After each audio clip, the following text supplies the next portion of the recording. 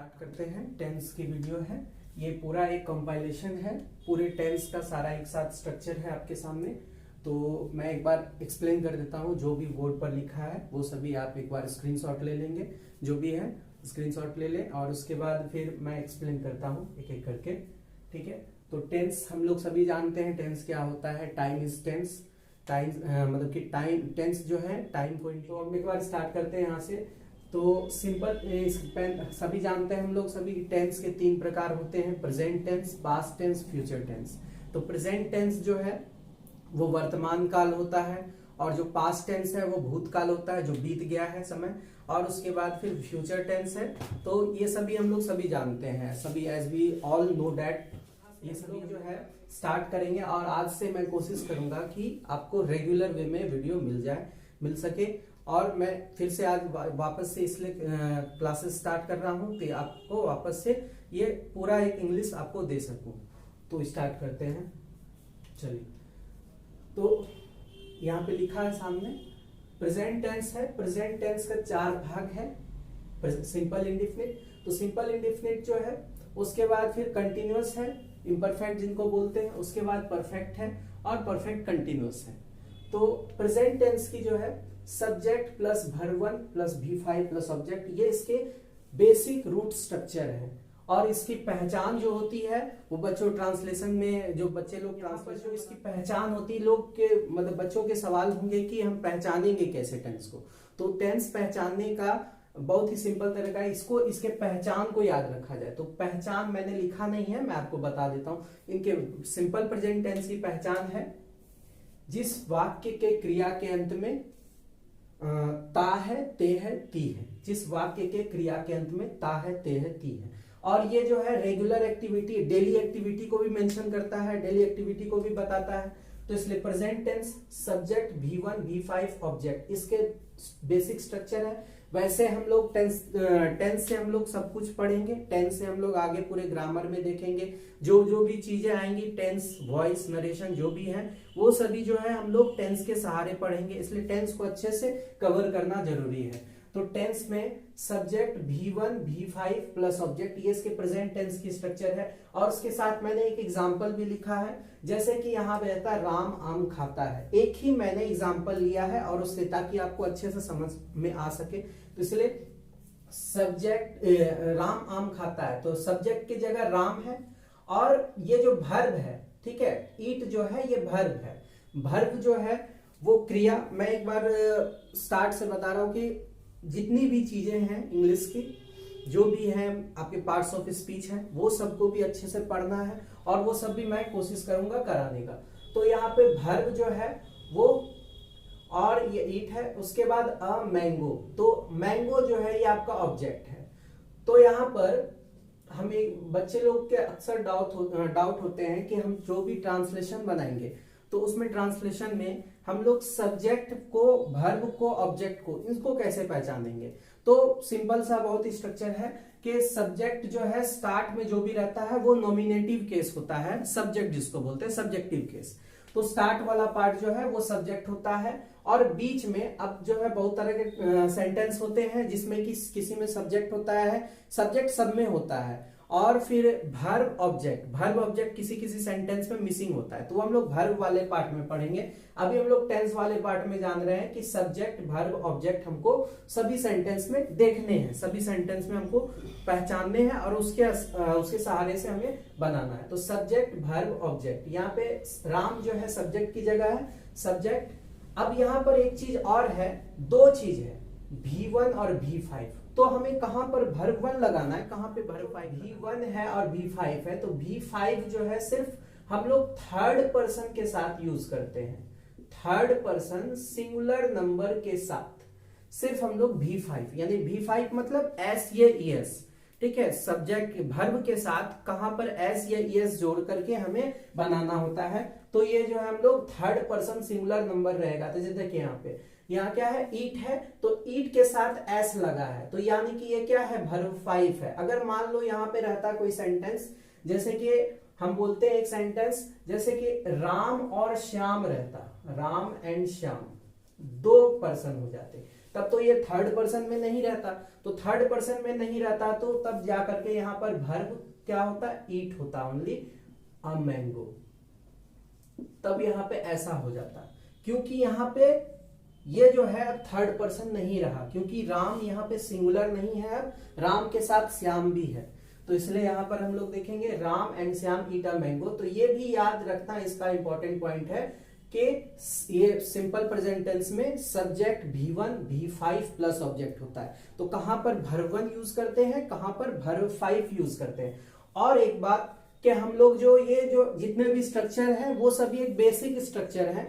आप अगर इससे ट्रांसलेशन के स्ट्रक्चर तैयार करेंगे तो टोटल आपके पास 72 स्ट्रक्चर्स होने चाहिए, इससे भी अबव जा सकते हैं। अब 72 बच्चों कैसे, तो 72 जो है, जैसे कि ये मैंने लिखा है एक टेंस में 4 स्ट्रक्चर, तो टोटल आपके पास 12 अवेलेबल है। अगर हम लोग स्टार्ट करेंगे लिखना, अगर एक टेंस को हम लोग पढ़ने लगेंगे बेसिक से एकदम डिटेल से, तो हम लोग एक टेंस पे 6 स्ट्रक्चर तैयार कर सकते हैं, 6 से 7 8 स्ट्रक्चर भी तैयार कर सकते हैं इन्फिनिटिव को जोड़ करके। तो हम लोग बेसिक से हम लोग बनाते हैं तो कम से कम 6 स्ट्रक्चर तो याद रखते ही रखते हैं। तो जैसे कि 6 स्ट्रक्चर क्या क्या, तो सिंपल प्रेजेंट टेंस का ये हो गया एसर्टिव स्ट्रक्चर। अगर हम लोग इसका निगेटिव बनाने जाएंगे तो डू और does plus not V1 object. ये जो है मैं एक बेसिक स्ट्रक्चर अगले क्लास की वीडियो में एक बेसिक से आपको सभी स्ट्रक्चर से बेसिक वैसे यहाँ पर जो मैं बताने आया पहले उसे बताता हूँ, ठीक है।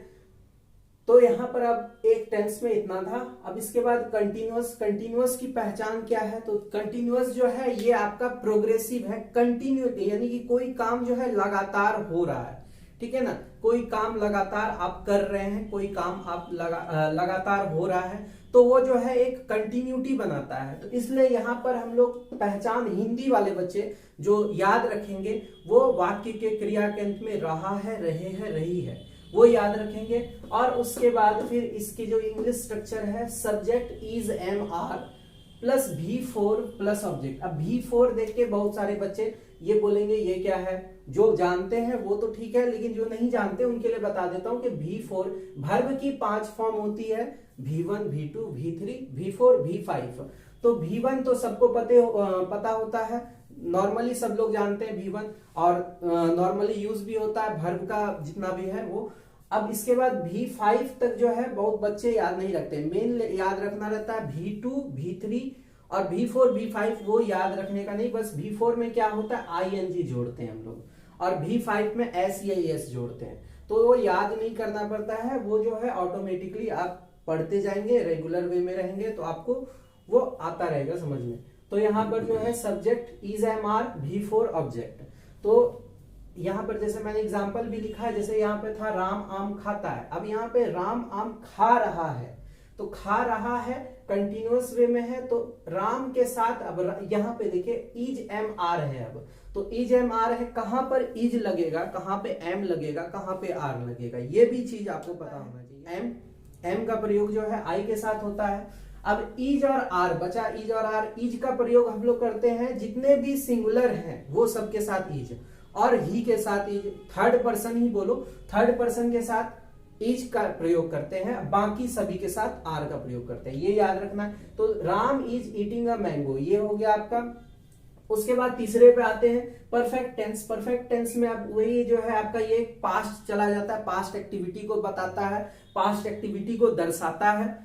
तो इसलिए सब्जेक्ट इसके पहचान has, have, verb third object. अब यहाँ पे भी हैज और हैव है, तो हैज हैव कहां पे लगेगा, हैज कहां पे लगेगा, हैव, तो इसमें भी याद रखना है थर्ड पर्सन सिंगुलर नंबर के साथ हैज, बाकी सभी के साथ हैव, रेस्ट ऑल सभी के साथ हैव। आई और वी के साथ हैव लगता है, बाकी जितने भी प्लूरल्स हैं उनके साथ भी हैव ही लगता है, लेकिन थर्ड पर्सन के साथ हैज लगता है। तो यहां पे भी मैंने लिया है राम आम। अब हिंदी में, हिंदी वाले बच्चे स्ट्रक्चर बोलेंगे तो इसका स्ट्रक्चर जो होगा वो चुका है, चुके हैं, चुकी है, या फिर या है, ये है, ई है। कैसे, तो राम ने आम खाया है, ये राम आम खा चुका है, एक ही बात है। तो Ram has eaten a mango, इसका ट्रांसलेशन है, तो ट्रांसलेशन का इंग्लिश हो गया।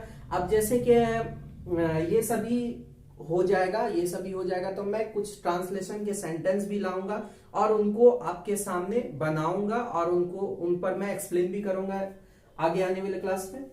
ठीक है, तो उसके बाद परफेक्ट कंटिन्यूअस। परफेक्ट कंटिन्यूअस में क्या है, तो subject has, have, been, verb for, since for, object. इसमें जो है क्या है, टाइम फैक्टर आता है। तो टाइम फैक्टर है, तो टाइम फैक्टर में हैज, हैव तो आपको बता दिया, तो उसके साथ बीन, भी फॉर, टाइम फैक्टर, सिंस और फॉर। कहां पर सिंस लगाना है, कहां पे फॉर लगाना है, तो याद रखेंगे सिंस जो है हम लोग डेफिनिट टाइम के साथ यूज करेंगे। अब डेफिनिट टाइम माने, तो डेफिनिट टाइम माने जैसे कि हम बोलेंगे since morning, since evening, since your childhood, since कुछ भी मेंशन किया रहेगा डेफिनिट टाइम, जैसे सिंस 2023। तो ये जो ईयर भी है ये डेफिनिट ईयर है, डेफिनिट मंथ है, डेफिनिट डेज है, ये सब दिया हुआ डेफिनिट, तो वहां पर हम लोग सिंस को यूज करेंगे। और वहीं हम बात करें कुछ दिनों से, कुछ महीनों से, कुछ घंटों से, कुछ सालों से, इस तरह से रहेगा तो हम लोग फॉर का यूज करेंगे, यानी कि इनडेफिनिट टाइम के साथ। तो सिंस और फॉर का यूज वही डेफिनिट टाइम के साथ सिंस और इनडेफिनिट टाइम के साथ फॉर। तो यहां पे मैंने लिया है राम आम 1 घंटे से खा रहा है, खाता रहा है, इस तरह से। तो इसके पहचान ता रहा है, ते रहे हैं, ती रही है। तो Ram has eaten a mango for an hour, for 1 hour. ठीक है, यहां पर एन आवर भी लिख सकते हैं या 1 आवर भी, दोनों सही है। तो एन आवर आप दे दें। ठीक है, अब नेक्स्ट अब हम आ गए प्रेजेंट का, यहां पर फिनिश हो गया। पास्ट में उसी तरह से जैसे कि सिंपल, जैसे प्रेजेंट में बताए वैसे ही पास्ट में भी देखना है। पास्ट में सब्जेक्ट V2 ऑब्जेक्ट है, तो इसके पहचान राम एट अ मैंगो। तो इसके पहचान क्या है, इसके पहचान है या, ये। अब क्या, ये तो इसमें अब यहां पे कंफ्यूज होंगे बच्चे इस और इस टेंस में, परफेक्ट और पास्ट टेंस में। तो परफेक्ट टेंस में क्या था, या है, और यहां या सिर्फ, तो दोनों अलग है। ये पास्ट में चला गया पूरा, जैसे राम ने आम खाया और राम ने आम खाया है, दोनों में डिफरेंस है। तो दोनों में डिफरेंस क्या है, वो पास्ट एक्टिविटी को बता रहा है लेकिन वो प्रेजेंट में है। प्रेजेंट परफेक्ट जो है वो पास्ट एक्टिविटी को बता रहा है लेकिन वो प्रेजेंट में है। लेकिन यहां पे ये पास्ट एक्टिविटी को भी बता रहा है और टेंस भी पास्ट ही है, वो बहुत समय हो गया उसको खाया। राम ने आम खाया, तो राम एट अ मैंगो। उसी तरह से कंटिन्यूअस में क्या है, था, थे, थी। ठीक है, इसके हिंदी में स्ट्रक्चर था, थे, थी। जैसे कि राम आम खाया था, राम आम खा रहा था, सॉरी, यहां पर राम आम खा रहा था है, तो ये पास्ट में आपका कंटिन्यूअस एक्टिविटी को बता रहा है। राम आम खा रहा था, Ram was eating a mango. अब उसी तरह से परफेक्ट में बताएंगे, तो परफेक्ट में अब क्या है, तो ये कंडीशनल हो जाता है। इसमें बहुत सारे सेंटेंस हम लोग आगे देखेंगे, जैसे कि कंडीशनल सेंटेंस हम लोग जानेंगे 2 टेंस मिला करके बनाना। जैसे कि उसके आने के पहले मैं जा चुका था, या राम के आने के पहले श्याम जा चुका था, मेरे आने के पहले ट्रेन खुल चुकी थी, डॉक्टर के आने के पहले रोगी मर चुका था। इस तरह के कंडीशनल सेंटेंस हम लोगों को इसमें देखने को मिलता है। लेकिन पहला पार्ट जो है इसका टेंस पर है। तो पहला पार्ट में क्या है, तो पहला पार्ट में चुका था, चुके थे, चुकी थी, या था, ये थे, ये थी। Ram had eaten a mango, Ram आम खा चुका था, राम आम खाया था, इस तरह का सेंटेंस। अब उसके बाद हम लोग परफेक्ट कंटिन्यूअस में जाएंगे। तो परफेक्ट कंटिन्यूअस में subject had, been, verb for, since for, object. तो इसमें भी वही है कंडीशनल। राम आधे घंटे से आम खा रहा था, खाता रहा था या खा रहा था, इस तरह का sentence. Ram had been eating a mango for half an hour. यहाँ पे आधा घंटा है इसलिए इंडेफिनिट टाइम है, कब आधे घंटे, इसलिए फॉर लगा है। अब उसी तरह से हम लोग फ्यूचर पे आएंगे। तो फ्यूचर में हम लोग देखेंगे, फ्यूचर में हम लोग भविष्य का बात करते हैं, भविष्यत काल। तो भविष्यत काल में जो फ्यूचर में होने वाला है उसका बात करते हैं। सी सब्जेक्ट सल विल वर्ब 1 प्लस ऑब्जेक्ट। तो यहां पर सल और विल को हमने लिया है। तो सल और विल कहां पे लगता है, तो सल और विल आई और वी के साथ सल लगता है, बाकी रेस्ट सभी के साथ विल लगता है, याद रखना है। और ये कंडीशनल हम लोग आगे हम लोग एक पढ़ेंगे मॉडल्स, उसमें हम लोग सल विल का यूज जो है डिटेल में जानेंगे और वहां पे हम लोग सल विल को पढ़ेंगे भी। तो सल विल V1 ऑब्जेक्ट। तो राम आम खाएगा, राम आम खाएगा, तो राम जो है आपका थर्ड पर्सन है इसलिए यहां पे विल लगा है।